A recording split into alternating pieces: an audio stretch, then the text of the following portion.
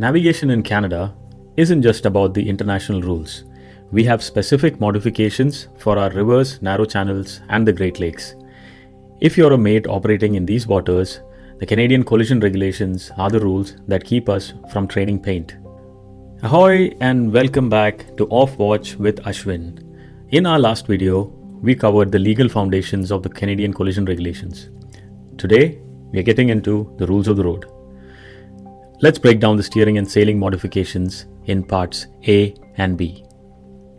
First, a quick disclaimer. The wording you see in the presentation are not copied from the original COLREGs. They are simply summaries. If you wish to read the actual text, I have linked it in the description. It is available in the Transport Canada website. With that out of the way, let's dive right in. Starting with rules 1 and 3, in Canada, the minister has the final say on special construction vessels to ensure that any deviations don't compromise safety like visibility or sound levels.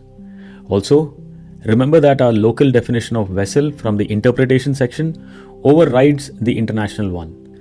Now let's talk Rule 6, Safe Speed. In Canadian roadsteads, harbours and inland waterways, there's an extra layer of caution. If you're passing a dredge, a tow, a grounded vessel or a wreck, you must proceed at a speed that won't adversely affect them. If you aren't sure, you slow down to the minimum speed required to stay on course. Rule 9 gets very specific in Canadian waters. For starters, you cannot navigate, moor or anchor a barge or a partly submerged object in a way that impedes everyone else.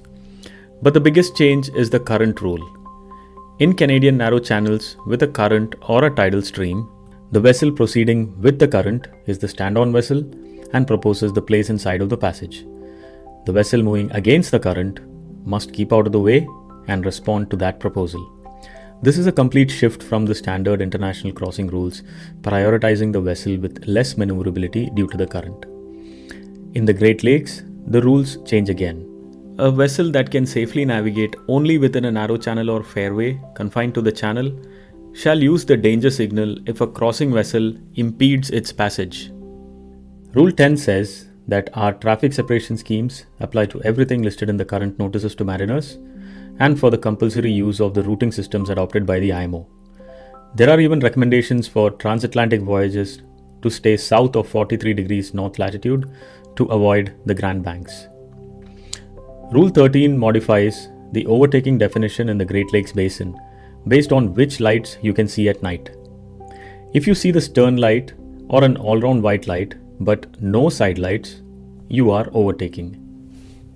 Rule 15 adds a rule that in Canadian rivers, excluding the St. Lawrence, seaward of Ile Rouge, any vessel crossing the river must keep out of the way of power-driven vessels that are ascending or descending the river. That's a lot of local knowledge to digest. The key takeaway? In Canada, the current and direction of the river often dictate who has the right of way. In our third and final video, we'll look at the unique lights we use, like the blue flashing light, and the rules for dangerous goods and offshore rigs. If you found this helpful, hit the like button and make sure you're subscribed so you don't miss part 3. I'm Ashwin and I'll see you on the next watch.